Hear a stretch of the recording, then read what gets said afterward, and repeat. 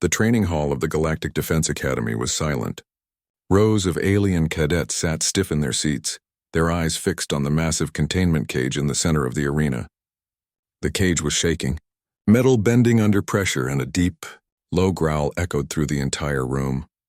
Today's lesson was about fear. Instructor Zark, a tall reptilian warrior with scarred scales and a booming voice, walked into the center of the arena. He moved with the calm authority of someone who had fought 100 battles and survived them all. He turned to face the young cadets. "Today," he said, his voice amplified through the translator, "you will understand why Category 7 Deathworlds are not to be taken lightly. We have captured a Vorax. If any of you had encountered this creature alone, you would already be dead." A nervous ripple ran through the crowd. Some of the cadets had seen the recording earlier that week. A Vorax tearing apart a combat drone in less than 8 seconds. 12 legs, 3 rows of serrated teeth, and spines sharp enough to slice through steel. Its home planet had gravity twice the standard level, temperatures hot enough to burn most species alive, and air filled with toxins. To the galaxy, a Vorax was not an animal. It was a living weapon. The cage door slammed open. The creature stepped out. Gasps filled the air. It was larger than they expected, at least 4 meters tall at the shoulder, glowing spines running down its back like a living storm. Its many legs moved with eerie grace. Its eyes glowed a deep, unnatural red. Each breath it took filled the air with a hot, dry wind. The cadets leaned back in their seats, some gripping the armrests until their claws or fingers turned pale. Then the second door opened. A single human walked in. The cadets whispered among themselves in confusion. The human trainee was young, mid-20s at most, wearing a loose standard-issue training uniform. Her short hair was tied back and her hands were tucked casually into her jacket pockets. She strolled into the arena as if she were walking to a park. Instructor Zark tilted his head in disbelief.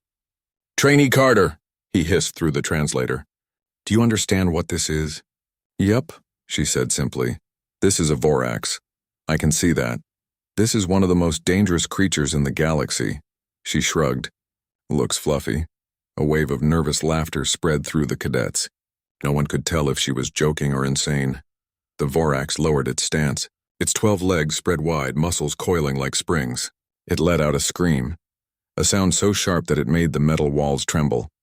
Some cadets flinched and covered their ears. Even Instructor Zark took a step back, but Carter didn't move. She tilted her head slightly, crouched down a little, and extended her hand. "Hey, kitty," she said softly. The translator AI glitched for a moment.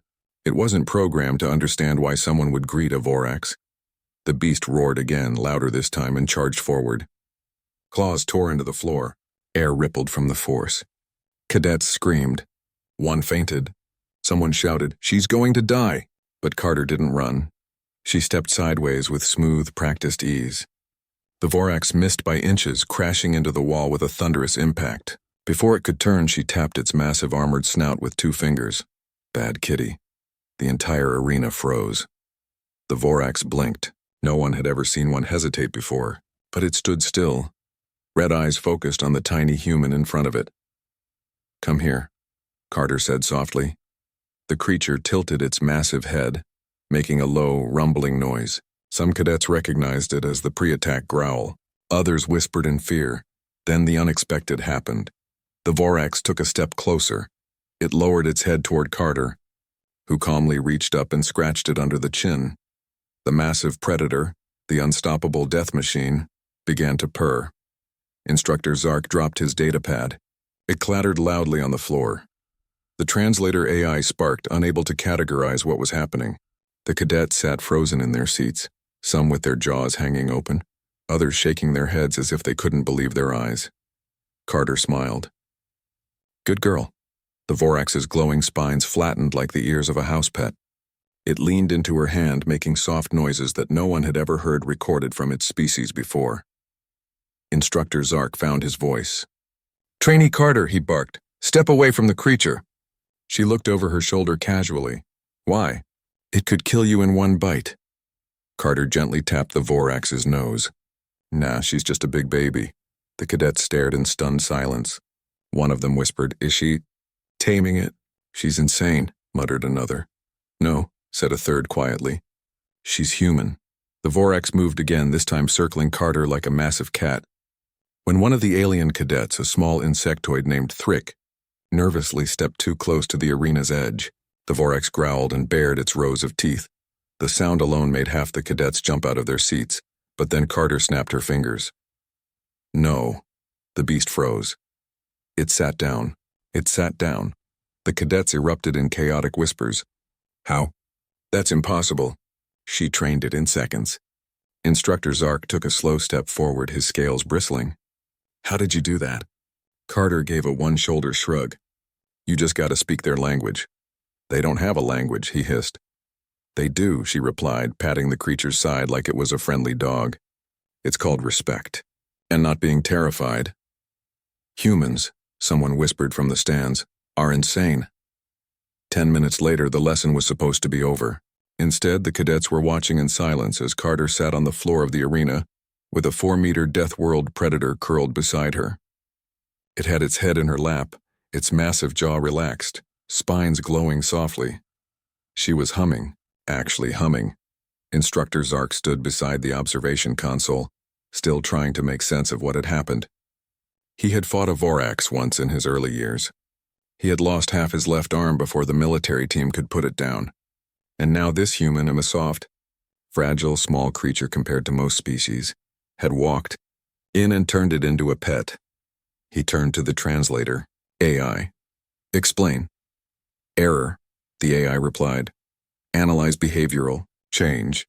Error. Unrecorded phenomenon. He exhaled sharply. Typical. In the observation gallery, Cadet Thrick turned to his friend, a gray-skinned avian named Riala. Why do humans always do this? Do what? Things that make no sense. Riala tilted her head. Because they're from a death world. Yeah, but even Deathworlders aren't supposed to like Deathworld creatures. They don't like them, Riala said. They tame them. Thrick stared down at the arena where Carter scratched the Vorax's jaw and called it Kitty. The monstrous creature was wagging its tail, a tail that had crushed armored plates earlier that, I'm never making a human angry. Thrick muttered. Smart choice. Instructor Zark called the lesson to an early end. Cadets, he said, his voice steadier now. You have witnessed something that will not make sense to most of you. But this is why humans are valuable to the galactic defense. They don't just survive on Deathworlds. They thrive. Carter looked up from the arena floor and waved. Can I keep her? The entire hall erupted in noise. Some shouted, no! Others just laughed nervously. The Vorax let out a happy grunt as if agreeing with her. Zark rubbed his forehead. This is not a petting zoo, Carter. She already likes me. She will eat the entire station.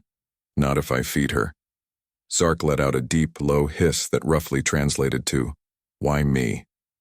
Later that evening, the official incident report was filed to the Galactic Council. It read, Observation Report, 99914. Subject, Category, 7 Deathworld Predator, Vorax. Location, Galactic Defense Academy. Training Hall B Summary.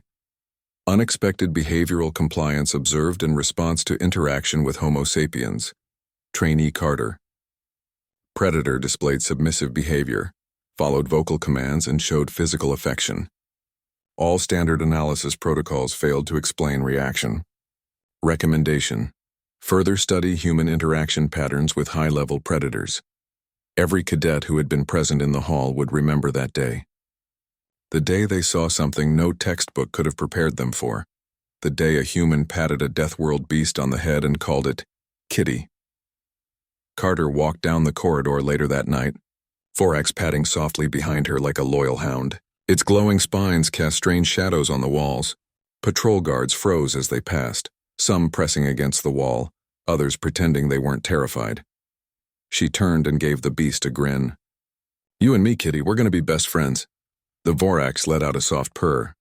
Carter wasn't from an ordinary world. She was from a place where the forests were filled with animals that could kill in seconds, where humans had learned not to just run from danger, but to live with it, understand it, and, if necessary, tame it. Far above the academy on a Galactic Council cruiser, senior officers received the incident report. This is troubling, said one. This is terrifying, said another. A third officer, older and wiser, tapped the report thoughtfully. No, this is exactly why we need them. He looked out at the stars. In a galaxy filled with monsters, warlords, and chaos, there was one species that looked at something terrifying and called it kitty: humans, Deathworlders, unpredictable, dangerous, and for better or worse. On their side,